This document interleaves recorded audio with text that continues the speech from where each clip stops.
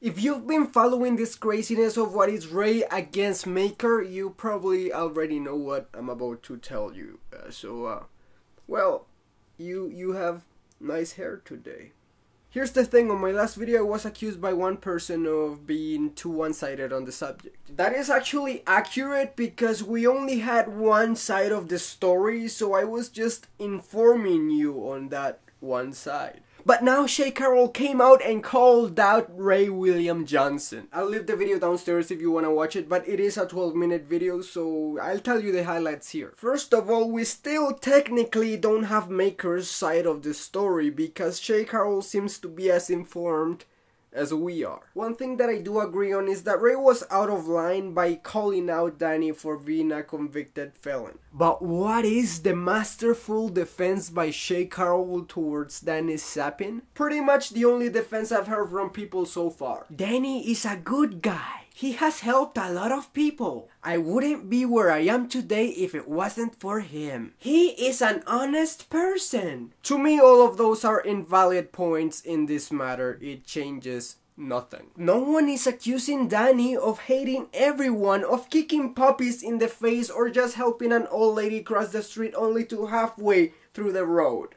No one is saying he has never done something good. The truth is he has helped a lot of people and helped Maker get to where it is now. But if you're the defense team in a murder trial, you can't defend the guy by saying, well, he never killed me. Drug lords kill lots of people every day and produce nasty stuff that hurts a lot of people. But they are actually very loved by the people closest to them. They'll even say things like, he's a great man, he gives me tacos. I'm not saying Danny is as bad as those people. Obviously, I'm just exaggerating to drive across my point. Yes, Ray breached his contract by getting out of Maker before the contract expired. But that was after he was bullied into signing a highly unfair contract which he didn't give into. So that's why we're here, actually. He was presented with a contract that only an idiot would sign, and when he didn't, because he wasn't obligated to, Maker just stopped production on the new album for Your Favorite Martian. A project Ray had worked on for about 8 months. When he didn't give in after that, they stopped production on Equals 3. So here you have a guy that can't continue to work for not doing something that he didn't have to do. Would you stay at a company that did that to you? Again, we only have Ray's story so far, and that's what I'm giving you. In the video, Shay Carl then went on to say this. Ray seems like he's, he said he's doing this for the community, that he feels like he should, let this out for the community. People who do things for the community go to VidCon. They attend Playlist Live. They make videos for the Project for Awesome. They, stand at a table for hours and hours and hours to meet the people who watch their videos. Ray hasn't done any of that. Ray, I've met Ray 3 times in my entire life. It feels just low to me that he's, saying that he's doing this for the YouTube community when he has never been a part of the YouTube community hardly at all. Yep, I can agree with that.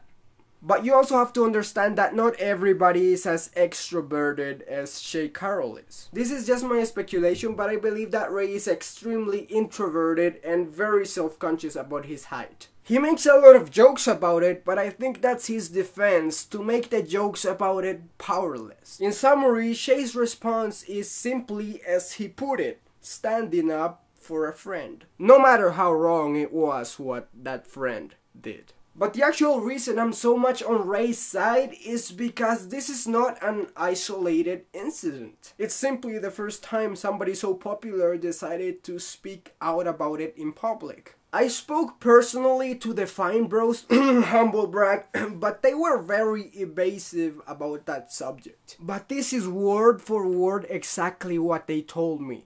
There is a reason so many YouTubers left back then.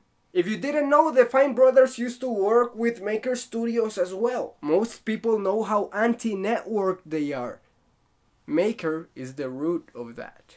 Someone else who has a very low opinion of Danny is Philip DeFranco, who left Maker because he didn't like the way YouTubers were being exploited. Shane Dawson as well, he tweeted yesterday that he received a very similar text as the one Danny sent Ray. I actually used to want to be a part of Maker Studios really badly a while ago, but when I was finally made an offer and I was sent a contract to sign, I just knew Maker wasn't for me. That contract is ridiculous. If you're still stubborn enough to want to join Maker, just please don't sign the first contract that they send you. Listen, when it comes to YouTuber, for me it's Philip DeFranco, Shay Carl, Kasim G, Ray William Johnson. He's not even in my top 10. But when it comes to this issue, I'm totally with Ray.